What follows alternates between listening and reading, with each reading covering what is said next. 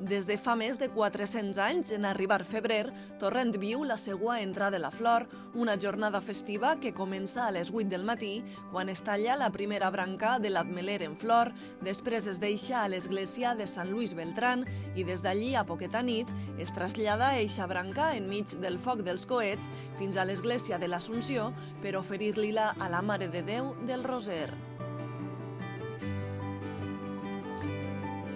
D'alguna manera de conmemorar eixa trencada de la branca, el que és la tradició que fa la cofradia del Rosari, i és dur eixa rama de Roser fins a la Iglesia de l'Assumpció.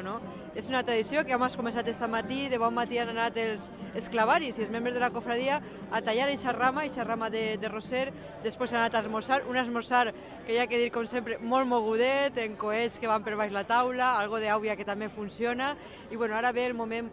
més seriós fins a que arriben a l'acordar, I és un poc l'inici d'aquestes tradicions tan importants que tenim en Torrent, que a més ens agrada preservar. En la branca de l'Ametler florit la oferim a la Mare de Déu per a que protegisca les collites, ja que Torrent sempre ha sigut un poble de llauradors.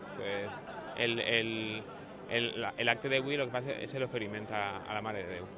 Doncs estem tot el dia fent coses, des de les 8 del matí que hem anat a tallar la branca en flor, després a esmorzar a la caseta de Quico, després de dinar i ja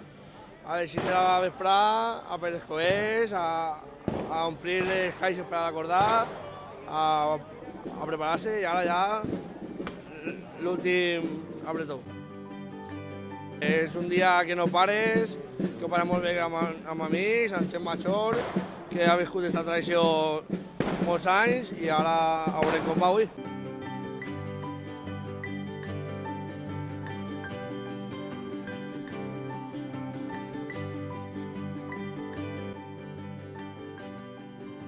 Després de la benedicció i del càntic de l'himne a la Mare de Déu, tots poden emportar-se a casa un trosset de branca.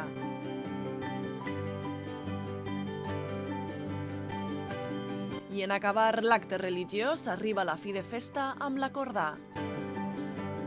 Participen 70 persones i unes 1.000 dotzenes de coets anem a disparar, entre l'entrar i l'acordar.